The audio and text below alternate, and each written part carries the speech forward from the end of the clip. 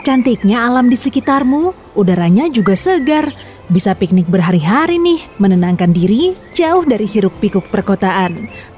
Sudah lama juga ya kakimu melangkah, saatnya mendirikan tenda. Tapi pepohonannya lumayan lebat, jadi kamu tidak bisa menemukan tempat yang pas. Kemudian terlihat sebidang area hijau dan tak ditumbuhi pepohonan, cuma ada sedikit semak-semak rendah.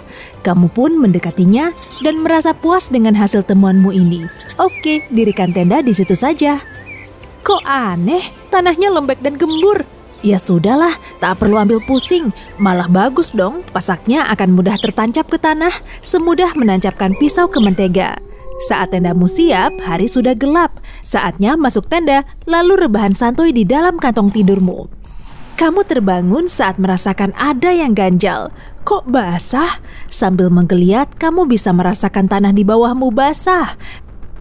Kamu pun segera melompat keluar, karena tendamu mulai tenggelam ke tanah.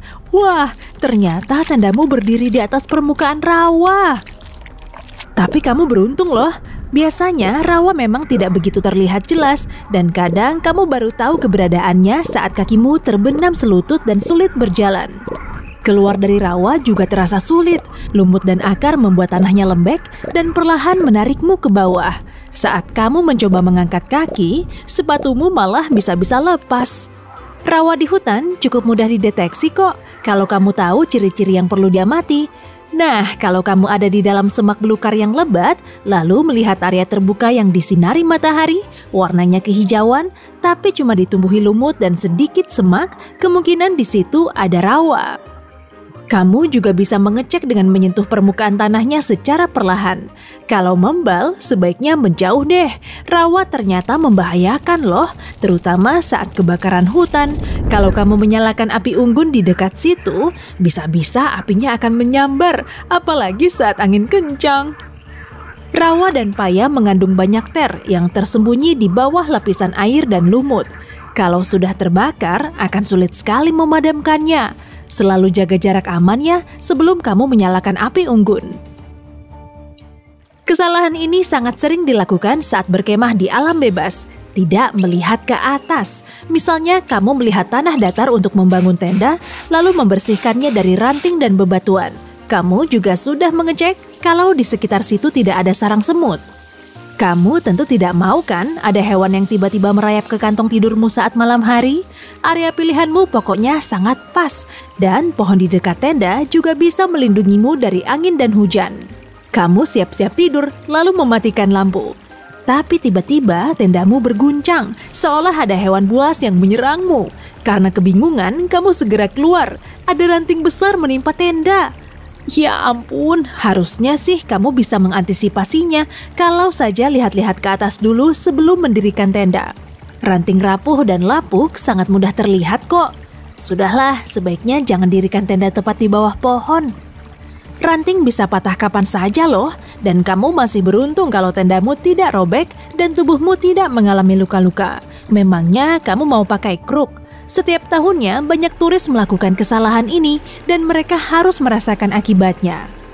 Dengan melihat ke atas, kamu juga akan tahu di dekatmu tidak ada sarang tawon atau jaring laba-laba. Keduanya bisa lebih mengerikan dari ranting karena tawon tidak suka diganggu, sedangkan laba-laba kemungkinan beracun. Oke, kalau kamu melihat sungai cantik lalu ingin mendirikan tenda di tepinya, tolong perhatikan juga lokasi tendamu. Kalau terlalu dekat dengan air, terutama saat musim hujan, bisa-bisa kamu malah kebanjiran di tengah malam. Selalu cek perakiraan cuaca saat hari H dan malam berikutnya. Kalau ada kemungkinan turun hujan, sebaiknya menjauh dari air, terutama sungai. Ketinggian air sungai mungkin bisa naik akibat hujan, dan airnya terus meluap melewati tepi sungai, merusak kemah sekaligus liburanmu. Meskipun jauh dari air, hujan juga bisa merusak campingmu kok. Misalnya, kamu sedang berada di tengah hutan terlindung oleh dahan pepohonan. Presipitasi tetap bisa mencapai permukaan tanahnya, tapi setidaknya tidak separah di tempat terbuka. Malam berikutnya, kamu mendirikan tenda di tempat lain, tapi tanahnya gembur dan lembek. Ah, bukan rawa kok, cuma tanah becek akibat hujan semalam. Kalau kamu ada di tempat seperti ini, sebaiknya pindah dan cari tanah yang padat deh. Tanah lembek dan tidak stabil bisa sewaktu-waktu bergerak di bawah tubuhmu. Gerakannya memang tidak sebahaya di rawa, tapi pasak tendamu juga bisa goyah. Tahu-tahu tendamu rubuh. Kalau kamu ingin mendirikan tenda di lembah cantik, tapi sesampainya di tempat tujuanmu kok hujan mulai turun, siap-siap sajalah tendamu akan beralih fungsi jadi perahu. Air dengan sendirinya akan mengalir ke tempat yang lebih rendah menuju ke tendamu, lalu merembes ke bawahnya.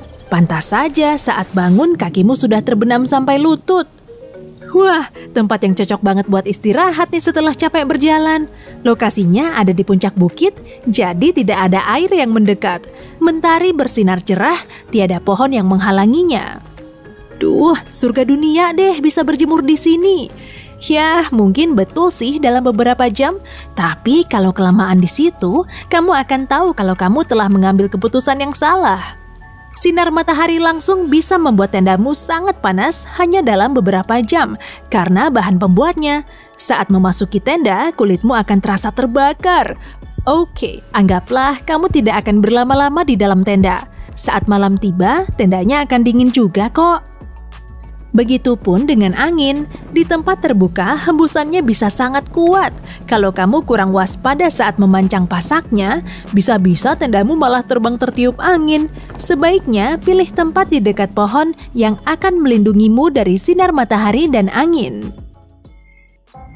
Tapi tetap saja, jangan coba-coba mendirikan tenda di dekat pohon tunggal saat cuaca diperkirakan buruk.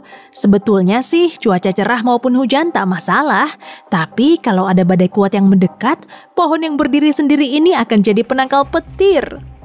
Bisa kebayang lah ya saat petir menyambar pohon dan tendamu ada di bawahnya. Siapa tahu kamu malah bisa mengecas ponsel. Berkemah saat cuaca dingin bisa jauh lebih menakutkan. Masih ingat kan soal sinar matahari langsung tadi? Kali ini jangan harap deh, sebaiknya cari penghangat di dalam tenda.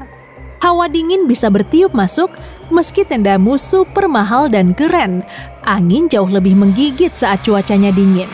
Matahari langsung akan membantumu melawan rasa dingin ini. Salah satu kesalahan yang sering dilakukan oleh para hiker yaitu menyalakan api unggun terlalu dekat dengan tenda. Sekali lagi, bahan tenda sangat mudah mengantarkan panas, jadi bisa menghangatkan sekaligus mudah terbakar. Kadang satu percikan api saja sudah bisa menghanguskan tenda. Beri jarak yang cukup antara tenda dan api unggun, dan jangan biarkan api menyala begitu saja. Sebelum tidur, kamu harus mematikannya, sehingga kamu tidak perlu bangun karena api yang menjalar di sekitarmu. Serangga juga bisa loh merusak perjalanan hiking yang paling seru. Nyamuk, semut, kutu, dan hewan kecil lain bisa tahu caranya masuk ke dalam tenda dimanapun kamu berada. Lindungi dirimu ya. Gunakan lotion anti serangga saat kamu di luar rumah dan nyalakan obat nyamuk bakar di samping pintu masuk tendamu. Tapi jangan taruh terlalu dekat atau malah di dalam tenda, baunya mengganggu. Selain itu bisa menyebabkan kebakaran. Untuk menghindari nyamuk dan kutu, jauhkan diri dari danau, kolam, dan hutan lebat yang kemungkinan ada rawanya. Nyamuk bereproduksi di air tenang, jadi area di sekitar kolam seperti ini penuh dengan serangga bersayap ini. Tapi nyamuk akan kesulitan terbang jika ada angin. Jadi sebaiknya pilih area terbuka, jangan sampai serangga ini mengganggu campingmu.